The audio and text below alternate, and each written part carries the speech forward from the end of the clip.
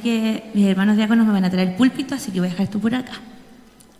Bien, es una bendición y es un desafío poder estar aquí.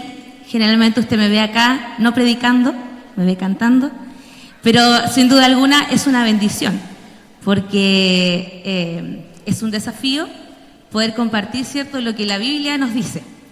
Durante esta semana, yo sé que la gran mayoría por alguna razón no pudo darse cita esta semana especial o media semana especial, pero estuvimos hablando de un personaje que usted conoce. ¿De quién estuvimos hablando? ¿Sé alguien de los que estuvo aquí? De José.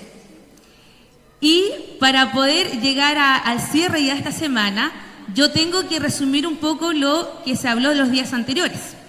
Ustedes conocen la historia de José, pero yo quiero invitarlos especialmente a ustedes a que puedan conectarse un poco con las emociones que José debió haber sentido frente a todo lo que él vivió. Yo sé que ustedes conocen gran parte de este relato, lo conocen seguramente con detalle. Ahí viene. Así que los voy a invitar a que puedan ir a sus Biblias. Muchas gracias. A que puedan ir a sus Biblias al libro de Génesis. Vamos a ir a Génesis, capítulo 37. Voy a tratar de resumir todo lo que pueda estos 3 días. El tiempo se nos acota, así que voy a tratar de ser lo más breve. Espero que nadie se me vaya antes de la hora. Bien. Aparte que yo soy profesora, así que hablar está en mí. El capítulo 37 nos presenta y se titula, dice, José vendido por sus hermanos. Ustedes saben que, y Adriel lo enfatizó el día miércoles, la familia en la cual creció José era una familia bastante disfuncional. De hecho, si usted lee los capítulos anteriores al 37, se va a encontrar que los hermanos de José, como dice uno en términos cotidianos, no eran de los trigos más limpios, porque tenían su carácter especial. Lamentablemente eran bastante impulsivos. Si ustedes recuerdan el episodio con Dina, ¿cierto?, cuando su hermana fue violada, ellos tomaron la justicia por sus manos. José perdió a su madre cuando él tenía aproximadamente 4 años. Creció prácticamente, ¿cierto?, solo con el ejemplo de sus madrastras, por así decirlo, porque a todo esto ustedes recordarán de que Jacob, su padre, tuvo 2 esposas, pero aparte tuvo 2 mujeres más. Entonces, la dinámica familiar era bastante particular para José. No era una dinámica, lo que nosotros podríamos denominar como dinámica normal. Pero a pesar de que sus hermanos, ¿cierto?, tenían lo que nosotros podríamos hacer, los ejemplos que tenía, ¿cierto?, José en sus hermanos, no eran los mejores.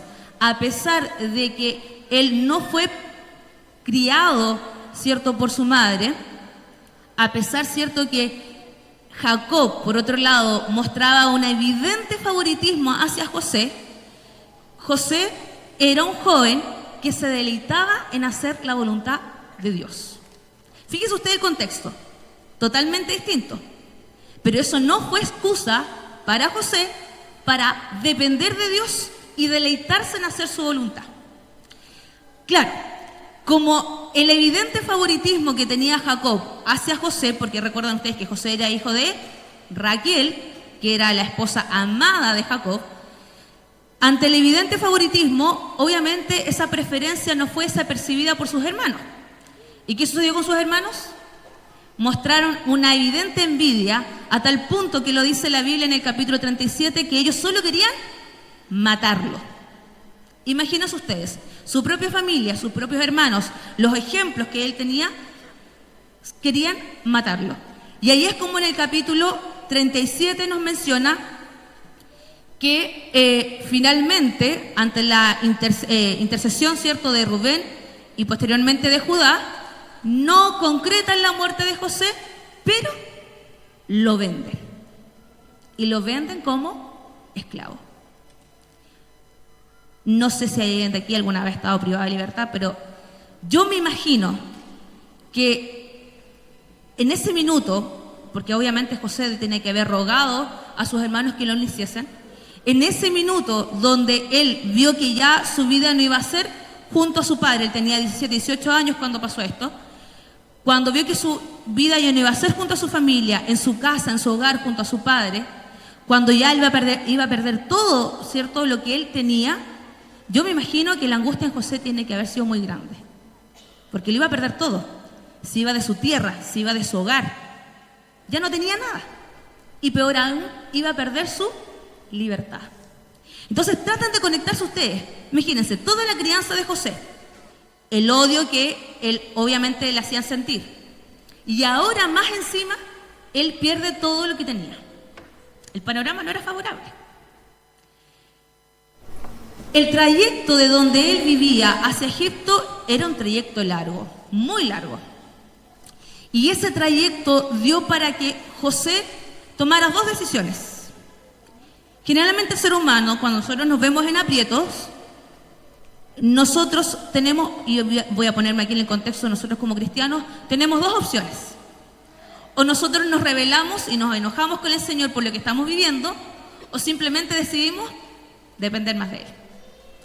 La decisión que tomó José fue depender más del Señor. ¿Y cómo nosotros lo podemos corroborar? Porque en el capítulo 39, Potifar adquiere, ¿cierto?, a José como su esclavo. Y en el capítulo 39 nos describe algo muy puntual en el versículo 2 y 3. Pero Jehová estaba con José, quien llegó a ser un hombre próspero, y vivía en la casa del egipcio, su amo. Vio su amo que Jehová estaba con él, que Jehová lo hacía prosperar en todas sus empresas. Durante todo ese trayecto que él tuvo desde su hogar hasta Egipto, ¿qué decisión había tomado José? Había tomado la decisión de, a pesar de todo lo que él había vivido en su infancia y adolescencia, había tomado la decisión de depender del Señor. De otra manera, el Señor no le hubiese hecho prosperar en la casa de Potifar. Pero fíjense ustedes que fue tanto lo que él dependió del Señor que Potifar mismo veía que Jehová estaba con José. Lo percibía, se notaba. Y yo creo que no solo Potifar, sino que todos los que, ¿cierto?, estaban en contacto con él. Pero lamentablemente, a pesar de que Potifar, ¿cierto?, le confió todo, que finalmente lo quiso como prácticamente como un hijo, estaba, entre comillas, todo siendo poco favorable entre toda la adversidad, pero pasa una situación que nuevamente comienza a estremecer la vida de José, que es, ¿cierto?, lo que hace la esposa de Potifar, que fue provocarlo. Y la Biblia dice que esta mujer lo buscaba cuando, una vez por semana, cuando se acordaba, la Biblia dice que era cada día. Todos los días, la mujer de Potifar buscaba cómo molestar a José y hacerlo caer. Todos nosotros aquí los presentes, como digo, tenemos un talón de Aquiles, tenemos un punto débil, y que obviamente el enemigo va a buscar siempre hacernos caer allí. En este caso, lo único que quería es que José cayera allí. ¿José pudo haber cedido? Pudo haber cedido. Manuel mencionaba el día jueves, recuerden ustedes que José estaba a cargo de todo el día, estaba a cargo de toda la casa de Potifar, por lo tanto conocía perfectamente cada dependencia, cada espacio, cada esquina. O sea, si él hubiese querido ceder, ¿hubiese cedido? Sí. Conocía horarios, conocía espacios, conocía todo. Hubiese cedido. Pero aquí nuevamente impacta lo que responde José a esta mujer. Capítulo 39, versículo 9. No hay otro mayor que yo en esta casa, y ninguna cosa me ha reservado sino a ti, por cuanto tú eres su mujer. ¿Cómo pues haría yo este gran mal y pecaría contra Dios? El primer pensamiento de José no fue si le iba a fallar a su amo. El primer pensamiento de José, ¿cuál fue? ¿En que le iba a fallar? a Dios, en que le iba a fallar a Dios. E inmediatamente yo me pregunto, como Catherine Jara, ¿cuál es mi primer pensamiento? ¿Será el que dirán? ¿Serán las consecuencias? ¿O será que le estoy fallando a mi padre? Para José era ese, saber que si él cedía, él le iba a fallar al que lo había sostenido hasta ese momento. Finalmente, después de esta situación, la mujer, ¿cierto?, logra ahí sacar, entre comillas, provecho, lo acusa falsamente y Potifar lo deriva a la cárcel. Ahora, noten ustedes que Potifar lo manda a la cárcel. ¿Potifar sabía quién era José? Sabía. Si Potifar le hubiese creído completamente a su mujer, ¿qué hubiese hecho Potifar? Lo hubiese mandado a matar. Pero Potifar, ¿qué hace? Lo manda a la cárcel, porque obviamente no tampoco podía quedar impune la acusación. Y allí en la cárcel, en el capítulo 40, José nuevamente se destaca, a tal punto que lo dejan responsable, ¿cierto?, de los otros presos. Un preso responsable de otros presos. Y allí, en lugar de lamentarse, porque fíjense ustedes, mala crianza, los hermanos lo odian, lo venden, ¿cierto?, como esclavo, lo acusan injustamente y ahora lo mandan a la cárcel.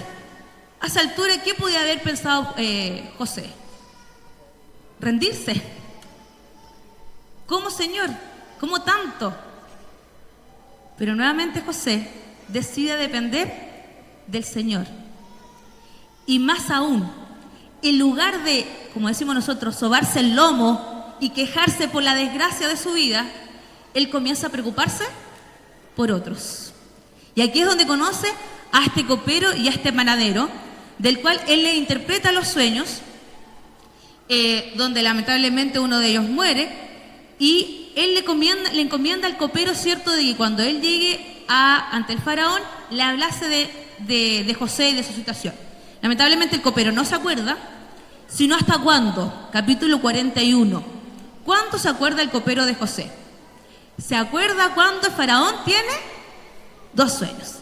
Y nadie del palacio pudo interpretar los sueños que tenía el faraón. Y allí el copero dijo, pero yo conocí a un joven hebreo que interpretó mi sueño, y lo mandan a llamar. Y aquí José, capítulo 41, versículo 16, respondió José al faraón, no está en mí Dios, no está en mí. Dios será el que dé respuesta propicia al faraón. Noten ustedes nuevamente, ¿a quién reconoce José?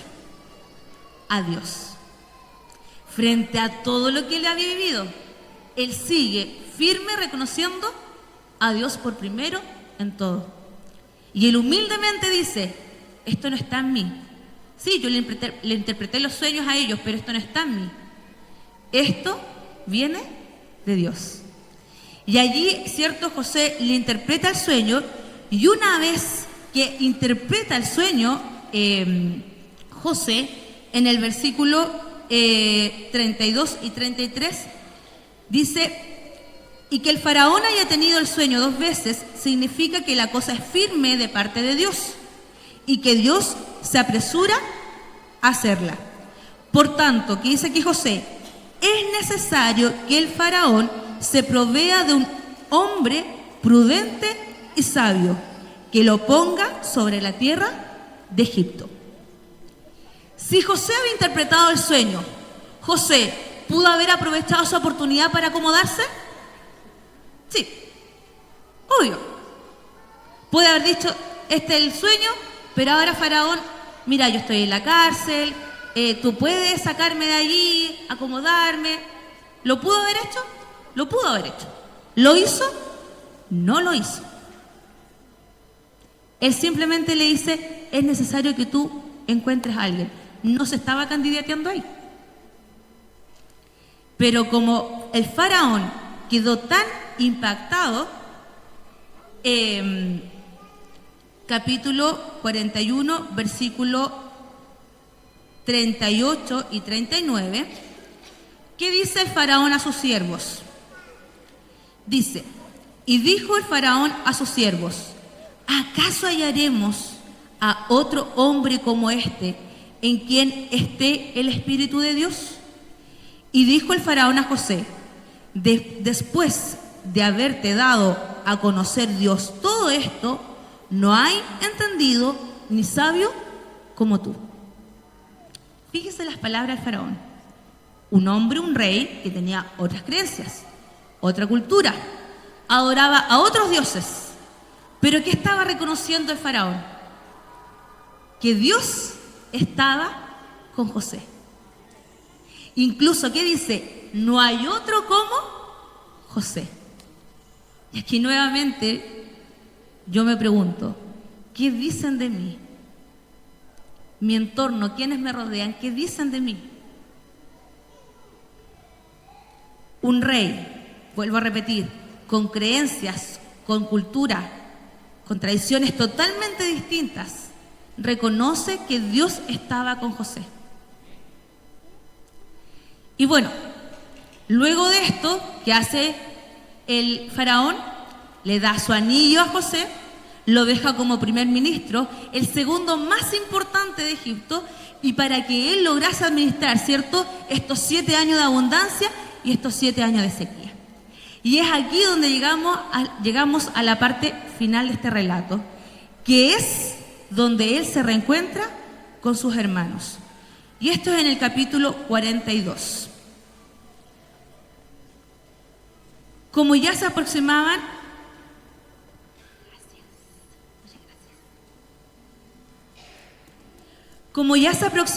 ¿cierto?, los años de sequía, Jacob le pide a sus hijos que vayan a Egipto a buscar cierto alimento. Los hermanos van, menos Benjamín, porque era el menor de todos, y se dirigían, ¿cierto?, a Egipto a buscar alimentos. Dice en el versículo 7 que cuando, ¿cierto?, él se encuentra con sus hermanos, José, lo voy a leer textual, dice, José reconoció a sus hermanos en cuanto los vio, pero hizo como que no los conocía y hablándoles ásperamente les dijo, ¿de dónde habéis venido? Ellos respondieron, de la tierra de Canaán, para comprar alimentos. Reconoció pues José a sus hermanos, pero ellos no le reconocieron.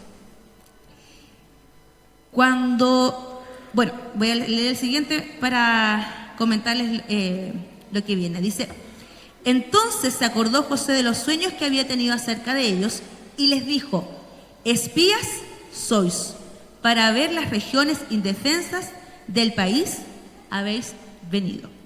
La Biblia dice aquí que les habló ásperamente y lo segundo los acusa de espías.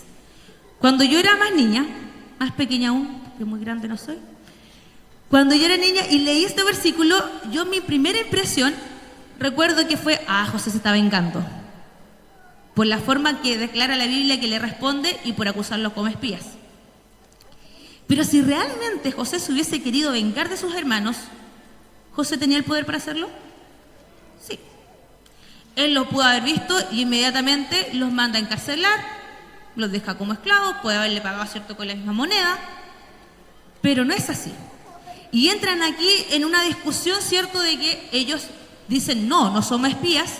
Él le vuelve a retirar, sí, son espías, hasta que finalmente los manda a la cárcel. Pero cuando ellos, ¿cierto?, llegan a ese lugar y viéndole que estaban en apuros, estos hermanos, al ver su situación, ellos comienzan a dialogar entre ellos.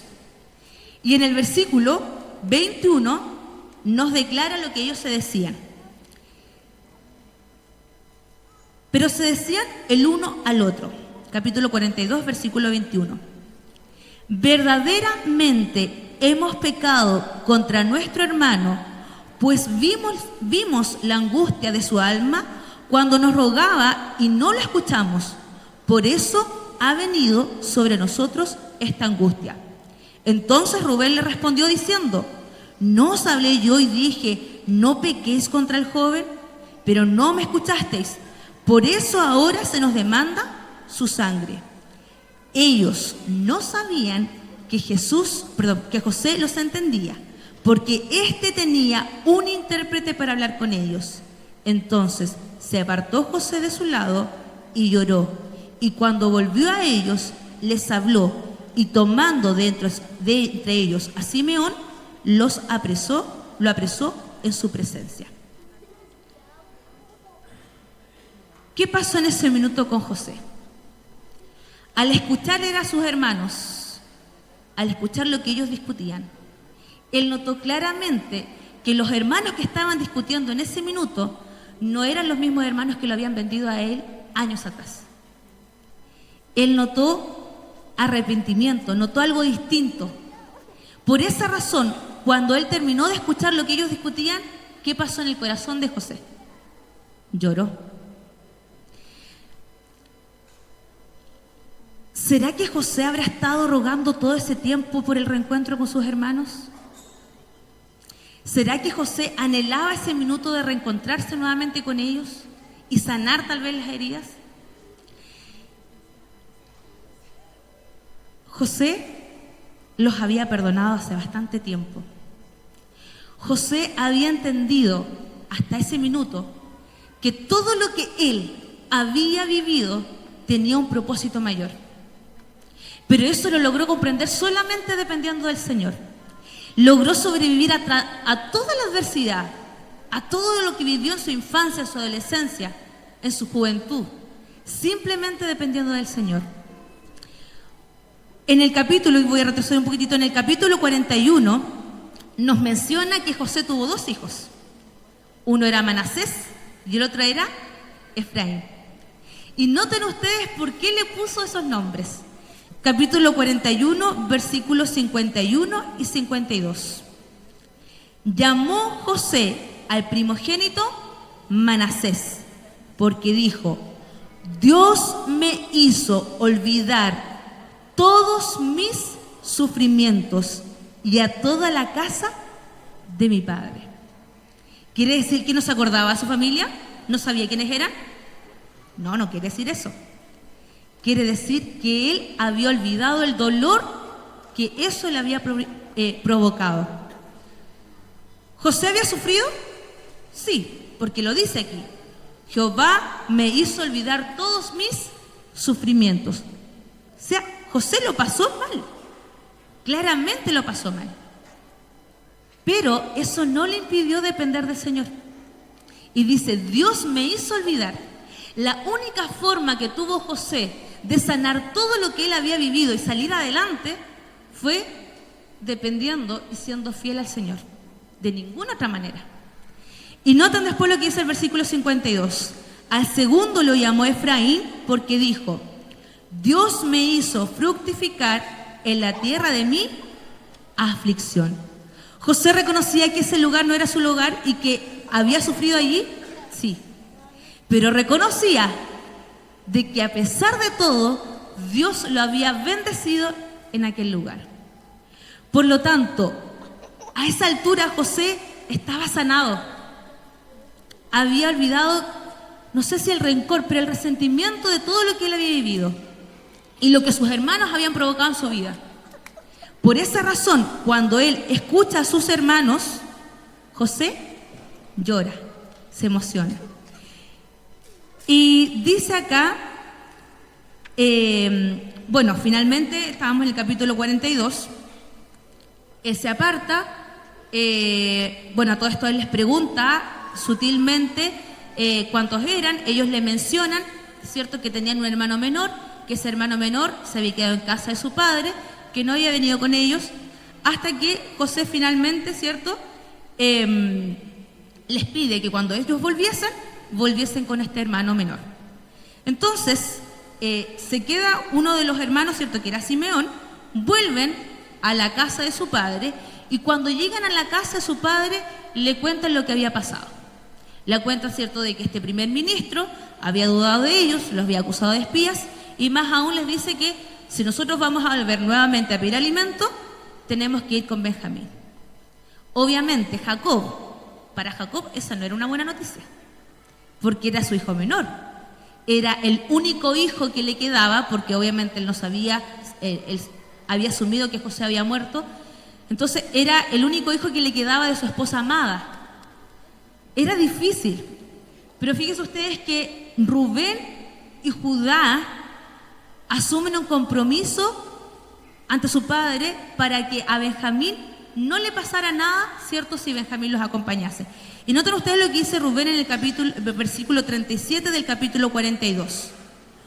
Rubén respondió a su padre: quítale la vida a mis dos hijas, si no te lo devuelvo, confíamelo a mí y yo te lo devolveré. Noten el grado de compromiso de Rubén. ¿Por qué se había comprometido hasta ese punto de incluso ofrecer, ¿cierto?, la vida de sus hijas por asumir esta responsabilidad de cuidar a Benjamín? Porque obviamente en la vida de Rubén estaba la carga de lo que había pasado con José. Sentía esa responsabilidad. Él había visto el dolor de su padre durante tantos años por lo que ellos habían hecho y ellos habían callado. Y después más adelante, en el capítulo 43, versículo 8, 9, Judá también, ¿cierto?, asume esta responsabilidad. ¿Y qué es lo que dice Judá? Envía al joven conmigo, nos levantaremos e iremos enseguida, a fin de que vivamos y no muramos, ni nosotros, ni tú, ni nuestros niños. Yo te respondo por él, a mí me pedirás cuenta. Si no te lo traigo de vuelta y no lo pongo delante de ti, seré ante ti el culpable para siempre. Fíjense la responsabilidad que estaban asumiendo estos hermanos. De alguna otra forma era la culpa que ellos habían cargado durante años. Nunca ellos volvieron a tocar el tema de José, nunca ellos habían reconocido lo que había pasado. Y esa culpa también hizo que ellos cambiaran, que ese estilo de vida que ellos llevaban, totalmente ajeno a la voluntad de Dios, diera un giro y volviesen, ¿cierto?, a ser, primero, hijos que respetasen a su padre, y segundo, hijos que ahora ya dependían de Dios. Así es como regresan estos hermanos junto ahora a Benjamín, y cuando regresan, José los ve de lejos y ve a Benjamín de lejos, a su hermano pequeño, a su hermano amado. Y desde el capítulo 43, desde el versículo 26, dice así. Capítulo 43, versículo 26. Al entrar José en casa, ellos le trajeron el regalo que habían traído consigo, porque a todo esto Jacob le había mandado regalos, ¿cierto?, a José, al primer ministro. Entonces se los entregaron. Y se inclinaron ante él hasta tocar la tierra. Entonces les preguntó José cómo estaban, y les dijo: vuestro padre, el anciano que dijisteis, ¿lo pasa bien? ¿Vive todavía? Y ellos respondieron: tu siervo, nuestro padre, está bien, aún vive. Y se inclinaron e hicieron reverencia, tal cual los sueños que había tenido José. Versículo 29. Alzó José sus ojos y vio a su hermano Benjamín, hijo de su madre, y dijo: ¿es este vuestro hermano menor de quien me hablasteis? Y añadió: Dios tenga misericordia de ti, hijo mío. Entonces José se apresuró, porque se conmovieron sus entrañas a causa de su hermano, y buscó dónde llorar. Entró en su habitación y lloró allí. Yo me trato de imaginar la escena. Yo debo reconocer que soy súper sensible. Lloro con mucha facilidad. Y cuando leía y me imaginaba la escena, José, ¿por qué preguntó en la primera visita por su hermano Benjamín? Porque primero, al acusarlo de espía, ¿cierto?, también José quería corroborar si en el corazón de sus hermanos había verdadero arrepentimiento. Quería corroborar si sus hermanos no habían hecho lo mismo con Benjamín. Quería corroborar qué pasaba con su padre. Pero al darse cuenta que su hermano vivía, al darse cuenta de que Benjamín no corría, ¿cierto?, o no había corrido de la misma suerte, por así decirlo, que él, se emocionó. Era su hermano pequeño. se reencontró después de casi 15 años con él. Era la guagua de la familia. Yo no sé si algunos de ustedes han tenido algún reencuentro emotivo, pero cuando uno se reencuentra con quienes ama después de mucho tiempo, es inevitable que las lágrimas caigan, porque hay amor de por medio. Versículo 31. Cuando pudo contener el llanto, lavó su rostro, salió y dijo: servid la comida. Y hace que a Benjamín le sirvan 5 veces más que a sus otros hermanos. Era el regalo. Pero los hermanos no estimaron, no hicieron ningún comentario. La Biblia nos señala. Bueno, después de esta escena, ¿cierto? Se le llena su saco de alimento. Y aquí José pide algo muy particular, que era que le pusieran su copa en el costal de uno de sus hermanos, específicamente del costal de Benjamín. Y cuando ya estos hermanos se retiraron, ¿cierto?, con lo que habían comprado, capítulo 44, versículo 4, dice así: ya ellos habían salido de la ciudad, pero todavía no se habían alejado, cuando José le dijo a su mayordomo: levántate y sigue a esos hombres. Cuando los alcances, dile: ¿por qué habéis pagado mal por bien? ¿Por qué habéis robado mi copa de plata? ¿No es esta en la que bebe mi señor y la que usa para adivinar?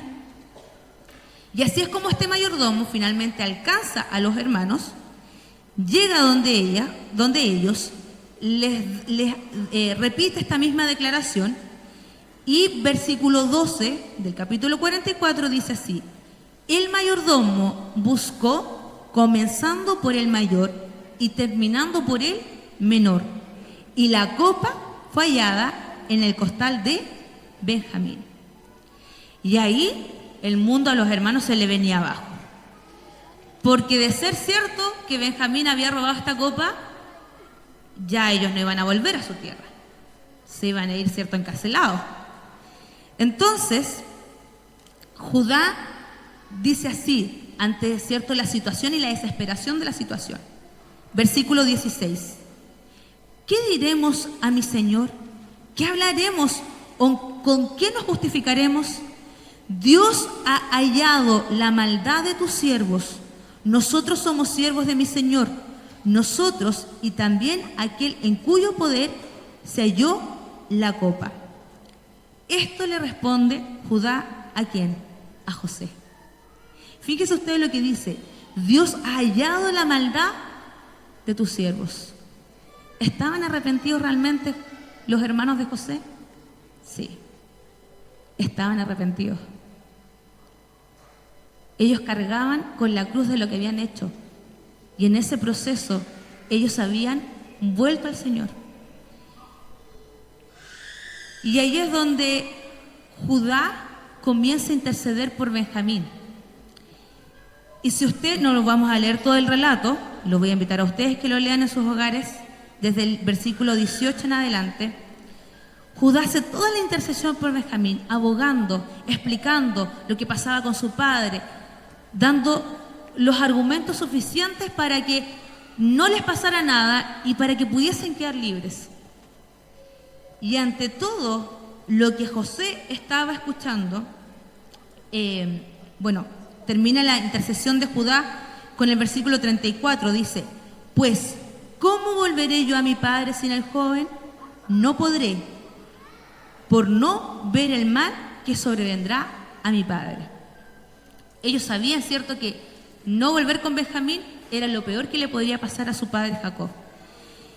Y acá, después de escuchar todo esto, José dice, capítulo 45, versículo 1, y quiero que por favor lo lean atentamente conmigo. Dice así: no podía ya José contenerse delante de todos los que estaban a su lado, y clamó: haced salir de mi presencia a todos. Así que no quedó nadie con él cuando José se dio a conocer a sus hermanos. Entonces se echó a llorar a gritos. Lo oyeron los egipcios y lo oyó también la casa del faraón. Y dijo José a sus hermanos: yo soy José. ¿Vive aún mi padre? Sus hermanos no pudieron responderle porque estaban turbados delante de él. José, era una oración de José reencontrarse con sus hermanos. Y ante todo lo que él había visto, ante todo lo que él había oído por parte de ellos, José ya no aguantaba más. José los amaba. De otro modo, no hubiese llorado como la Biblia describe que él lloró por sus hermanos. A pesar de todo lo que ellos le habían hecho, a pesar de todo lo que él había vivido, él lo único que anhelaba era reconciliarse con su familia. Y dice que el versículo 4, José les dijo: acercaos ahora a mí. Y ellos se acercaron y él les dijo: yo soy José, vuestro hermano, el que vendisteis a los egipcios. Ahora pues, no os entristezcáis, ni os pese haberme vendido acá, porque para salvar vidas me envió Dios delante de vosotros. ¿Por qué José sentía la necesidad de reconciliarse? ¿Por qué José había llorado y le había causado tanta nostalgia todo lo que estaba viviendo? Porque José ya no pensaba en lo que había vivido, en las desgracias que le habían tocado en su vida. José entendió que de ser un niño mimado, porque lamentablemente eso fue lo que era él en su infancia, todo lo que había vivido había limpiado, había pulido las asperezas de su carácter para cumplir un propósito mayor: ser aquel que pudiese liberar, o más bien dicho, cierto, salvar a su pueblo. José lo entendió. Frente a toda adversidad, José lo entendió. Pero había algo que faltaba en su vida, que era reconciliarse con sus hermanos. Y la única forma de lograr esa verdadera reconciliación era de que él hubiese dependido 100% del Señor. Y fíjense que les dice él allá a ellos: no entristezcáis. Porque obviamente él, al dejarse descubrir, cierto, al mostrar quién era, en la mente de los hermanos iba a haber una mezcolanza de sentimientos y emociones, de la culpa, de que se iba a saber la verdad, de que obviamente no iban a tener que reconocer a su padre y que José no había muerto, sino que ellos habían hecho algo al respecto. Y José le dice: tranquilos, no se desesperen, no se entristezcan, no se angustien, porque yo sé que todo lo que yo viví fue para esto, para salvar a mi pueblo. La única forma de que José entendiese eso fue simplemente porque José puso a Dios siempre por primero en todo. Y dice después el versículo 7 y 8: Dios me envió delante de vosotros para que podáis sobrevivir sobre la tierra, para daros vida por medio de una gran liberación. Así pues, no me enviasteis acá a vosotros, sino ¿quién? Sino Dios. José entendió que todo lo que él había vivido no era por culpa de sus hermanos, sino que Dios lo había permitido. Y dice que me ha puesto por padre del faraón, por señor de toda su casa y por gobernador en toda la tierra de Egipto. Versículo 14. José se echó sobre el cuello de su hermano Benjamín y lloró también Benjamín sobre su cuello. Luego besó a todos sus hermanos y lloró sobre ellos. Y después de esto, sus hermanos hablaron con él. ¿Se imaginan la escena?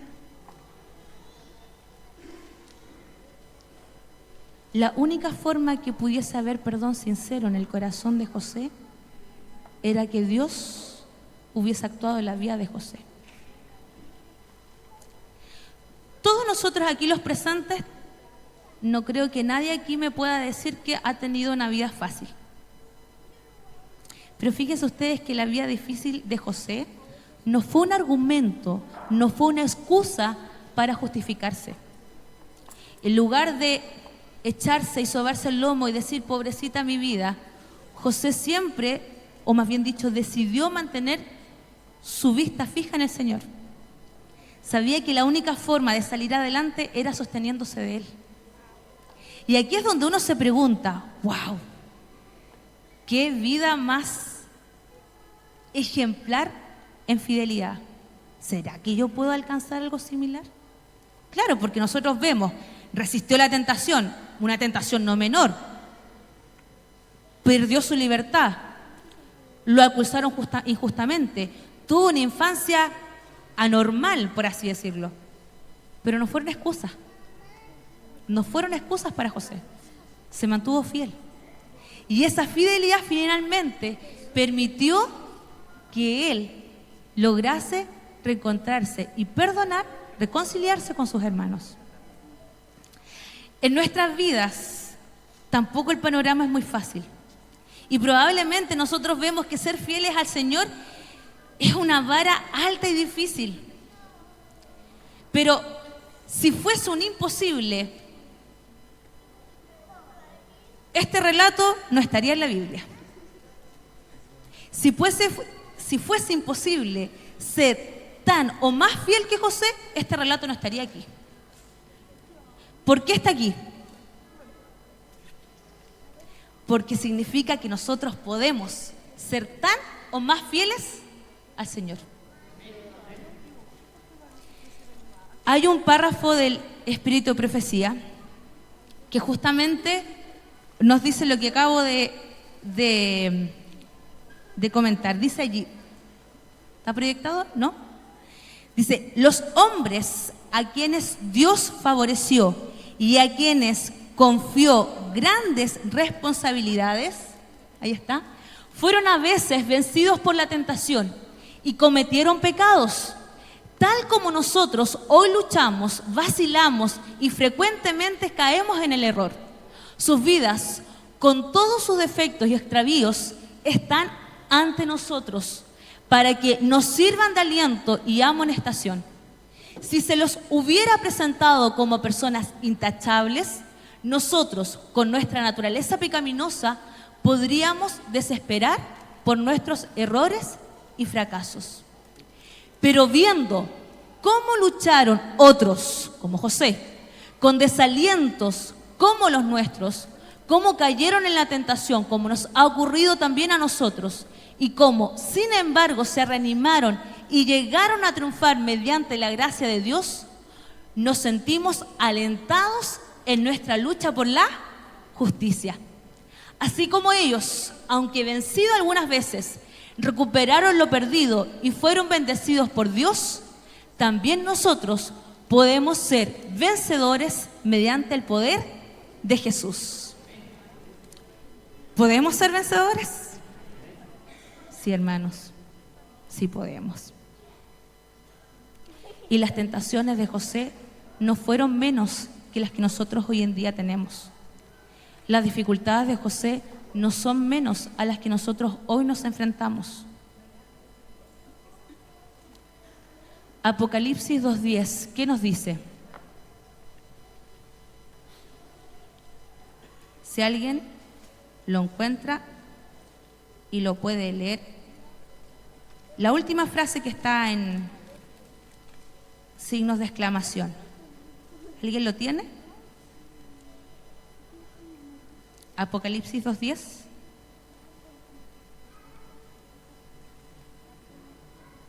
¿Alguien lo tiene?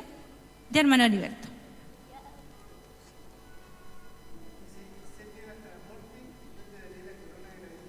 Amén. ¿Qué dice Apocalipsis 2:10? Sé fiel hasta la muerte y yo te daré la corona de vida. ¿Por qué ser fiel en esta tierra? Porque tal vez no recibamos nuestra recompensa como José la recibió aquí en la tierra, pero sin lugar a dudas, nuestra recompensa está en los cielos. Hermanos, el Señor quiere de nosotros que tengamos la dicha de habitar con Él. Y a veces las dificultades son para eso, para limar esa aspereza en nuestro carácter, para no perder la oportunidad de vivir eternamente con el Señor. Yo quiero invitarlos a que puedan poner como lema en sus vidas, ser fieles hasta la muerte, porque sin lugar a dudas vamos a tener una corona de vida. Quiero invitarlos, así como están, a que podamos cerrar los ojos y podamos pedir al Señor que nos ayude, porque las batallas de esta tierra no son fáciles, pero sin lugar a dudas podemos vencer la tomada de nuestro Señor. Oremos. Buen Padre Celestial, que mora a la altura de los cielos, gracias te damos, mi buen Dios, por aquellos mensajes que tú has dejado en tu palabra. Sabemos, Señor, que si están allí es porque son posibles, Señor, de alcanzar y aplicar en nuestra vida. Ayúdanos a entender que toda adversidad, toda dificultad que vivimos en esta tierra puede, Señor, ser superada cuando estamos tomados de tu mano. Este mundo nos presenta muchos distractores, Señor, que quitan el lugar que tú mereces en nuestras vidas. Perdónanos, Señor, si te hemos fallado. Perdónanos, Señor, si te hemos postergado y te hemos dejado, Señor, en cualquier lugar, Señor, que no es el que tú te mereces. Pero ayúdanos, Señor, porque queremos tener esa corona de vida y queremos tener ese lugar en ese palacio que tú estás preparando. Ayúdanos, Señor, para que tu Espíritu Santo nos deje de trabajar en cada uno de los que estamos aquí presentes y aquellos, Señor, que conocen de ti y buscan ser fieles. Bendícenos, mi buen Dios, lo suplicamos y lo encomendamos solamente los méritos que encontramos en ti, Señor Jesús. Amén.